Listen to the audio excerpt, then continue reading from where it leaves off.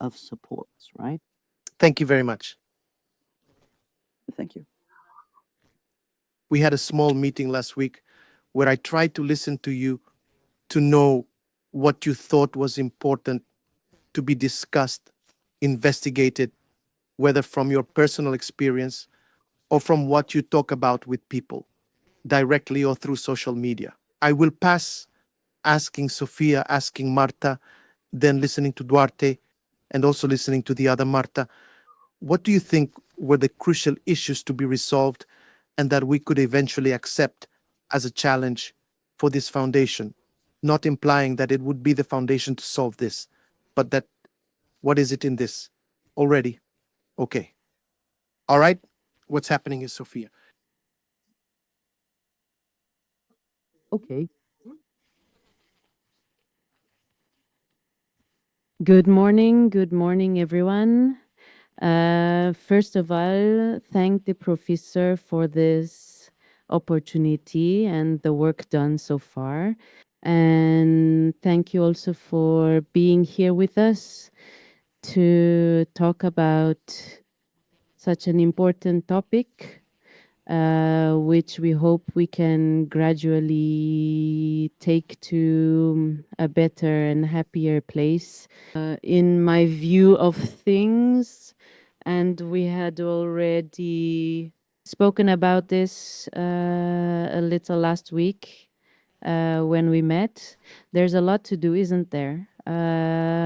We all know we're still at the beginning of this path, but when I fell ill, it will now be 9 years. In the month of November, still much more needed to be done. Therefore, there are developments, fortunately, quite a few. As for demystifying the disease and talking more about it, fortunately,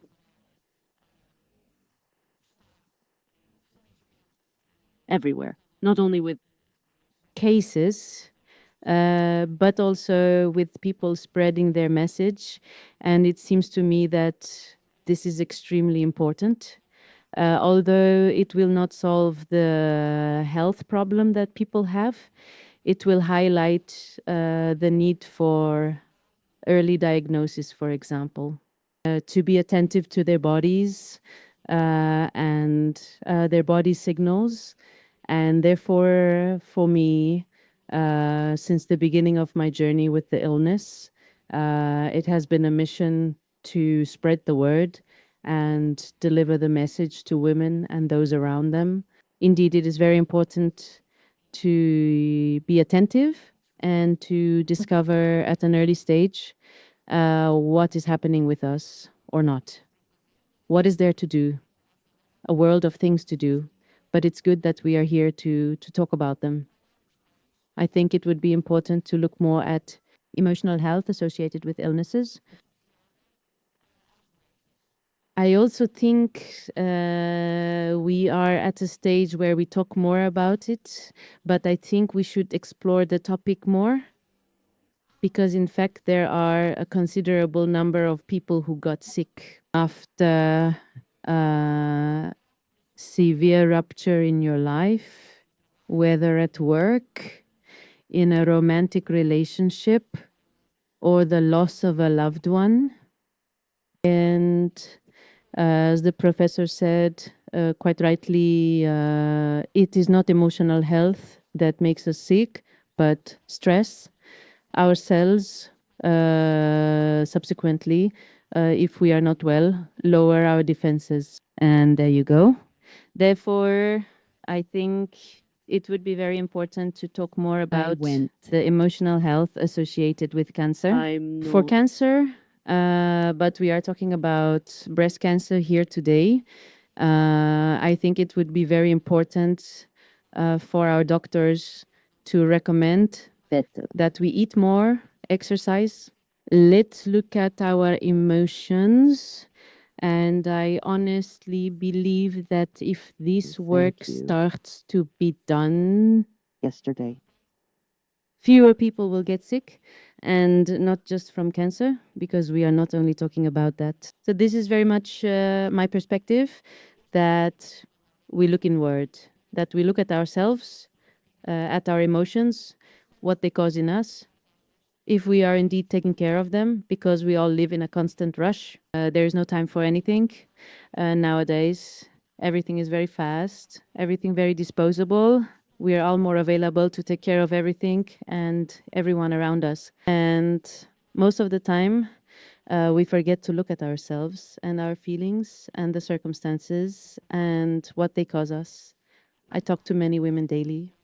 I already used to talk. So when I got sick and made this public sharing to the thousands of women and family members who approached me, and I can't specify a number because I didn't do any statistics. But the truth is that most of the cases that came to me, and there are many, many, many, became ill after a severe rupture in their lives. And it wasn't necessarily the week before or the month before. It was last month, last year, 2 years ago, 3 years ago, things we end up not digesting. So this is my proposal, to look more at the emotional health associated with cancer. In this case, Thank you. Good morning.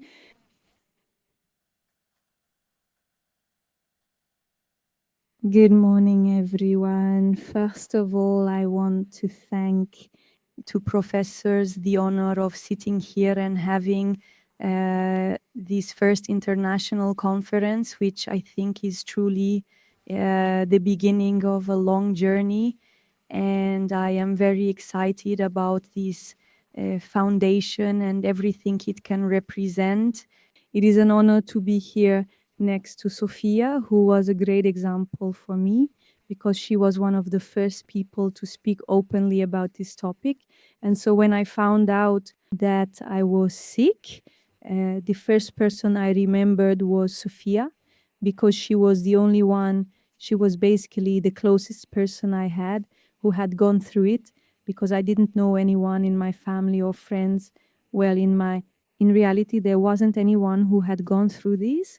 And therefore, even though I didn't know Sofia personally, since she is a public figure, she was the closest person to me who had gone through it.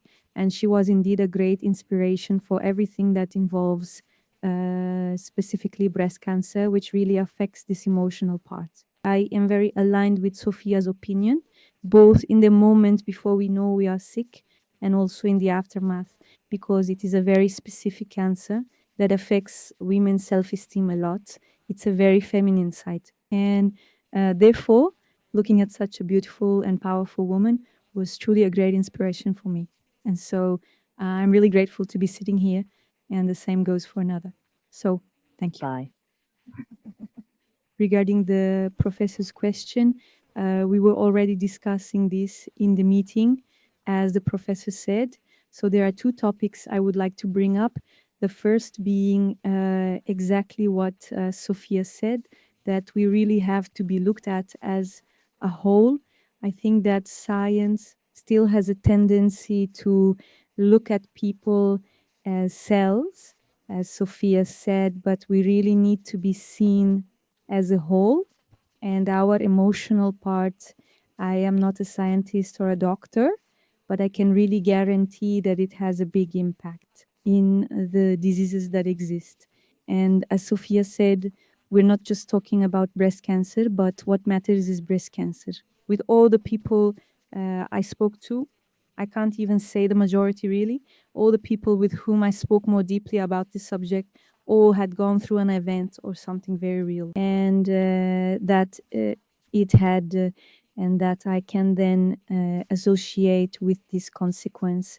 Therefore, this is not scientifically proven, but I really wish that this foundation had this important role to see the person more completely and not just from the scientific perspective. So how can we prove and how can we study this more emotional side, maybe administer questionnaires to people about what they associate with their illness, whether it's a traumatic event, whether it's not, whether it's related to romantic relationships, whether it's related to work, whether it's related to the loss of someone. And therefore, I think it would be really interesting if I could choose something to start our day with.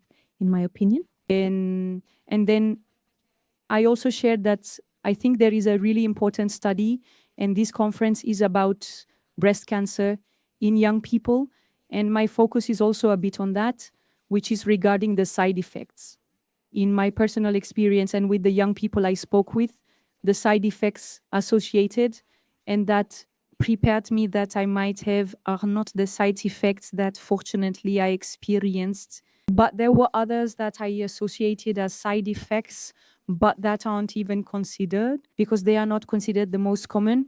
But actually, I don't know if they are studied because I am young, and therefore they are studied in much older women. And so I think there is still a path for us to follow because unfortunately this is increasingly common in younger people, perhaps also due to this busy life that we have more and more very fast. And with social media, we are always living at 3000. And therefore I think it is very important to conduct more and more studies about these young people who go through this. And after all, what is expected and more common to happen to these young people and how will they live, even from the positive side, which fortunately is my experience. It was much better. I don't know if easy is the word, but lighter than expected. So compared to what I was prepared for, I was really able to experience this in a much lighter way. And fortunately, most of my young people that I know who go through this also manage to live like this. Of course, unfortunately, there are many cases and that time passes, we wait. But if we can give a little bit of this joy and tranquility to people at the moment, they receive the news of, okay, this can be very difficult, but this can be a little less difficult than you are expecting. I think that already helps people feel a moment of more tranquility and energy to live this in the best way. And well, this is my opinions.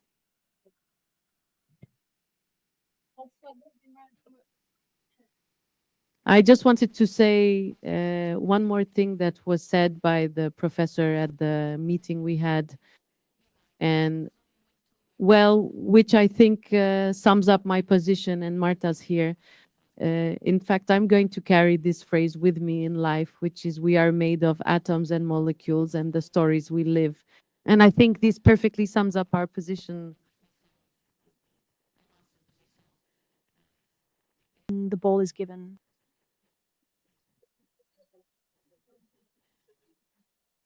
Good morning. Thank you, Professor, for the invitation. It's a pleasure to be here today, not as a breast cancer patient, which I will speak about, but as a representative of an institution that tries to address these needs and provide help. Indeed, there are three pillars that I consider important. First, it is understanding what are the risk factors that we do not know today, whether they are emotional, how life has changed entirely, the way we eat, how we are, life has changed. And it is very important, and this was mentioned yesterday in the morning lectures, the risk factors that we are unaware of, it is very important for us to know them in order to inform later. Because I believe that the way young breast cancer patients deal with the disease is different from how older ones do. And it may have an important factor, in my view, which is information. Marta and Sofia mentioned the lightness they managed to carry and try to inform themselves.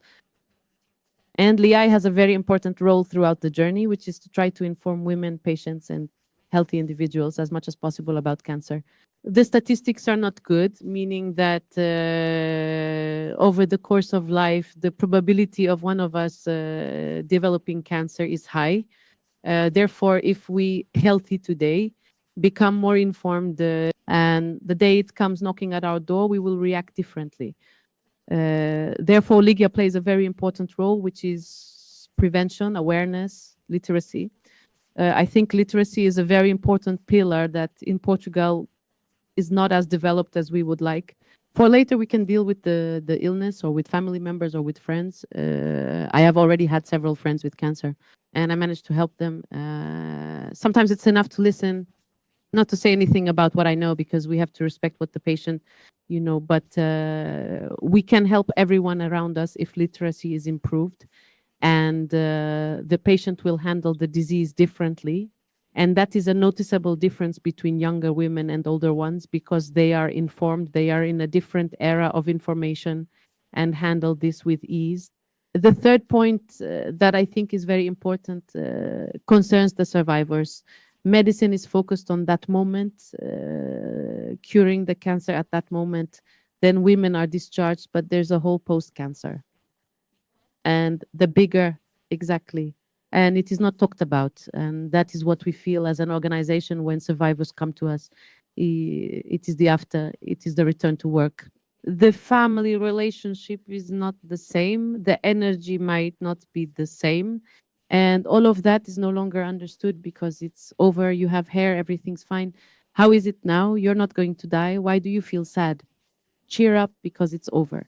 And that's our psychologists, because we have this aspect of psychological support, and it's very important to mention this. It's not just the patient, it's the whole family. And speaking here about women with breast cancer, we recently developed a consultation for children. They are not children with cancer, they are children who are experiencing this illness. The parents, grandparents with school friends, with the teacher, and these children were sometimes also forgotten and are a source of worry for women living with cancer, young women who have children. Therefore, this is a disease which affects everyone. So along with the survivors, if there are more and more young women, there will be more and more survivors, because that is where we are heading, towards the survivors.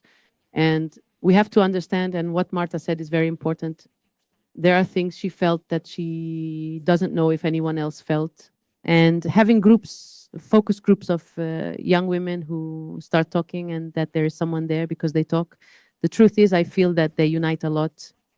That is very different from men. They unite a lot to talk, but there is no one to record what they feel.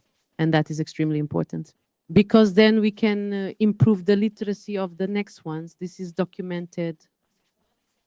You can feel that. And sometimes doctors talk about, I am talking about reports that psychologists often mention when I ask what the needs of young women are, what the needs of our patients are, that doctors truly focus on the main ones, side effects or that. But no one ever told me this. And sometimes it's a detail that will greatly bother that woman or that patient when it happens to them, and they think it was a huge slight because the doctor didn't mention it. The doctor didn't talk about it because he will address the most common parts of the most common flaws. So I think it was very important to listen to these groups, that they, especially the younger ones, come together. There are several groups in Portugal, besides those that exist in the Portuguese League Against Cancer, and have someone start recording what they say, obviously in a way that highly respects each one's identity and professional confidentiality, but recording the main complaints so that we can improve and even develop new medications for the side effects, the neuropathies, and returning to work. Then we have the legal support that also helps, which involves study. It's all free. That many also have complaints about the support they didn't receive either at work, or the banks are loans. There's a whole reduction in income, and there's a whole set of rights. We have a guide for the rights of the oncology patient that people are unaware of. So there is much to be done here, but to identify what these young women will survive for many years, and on this entire journey, what we can do to help them make this journey better.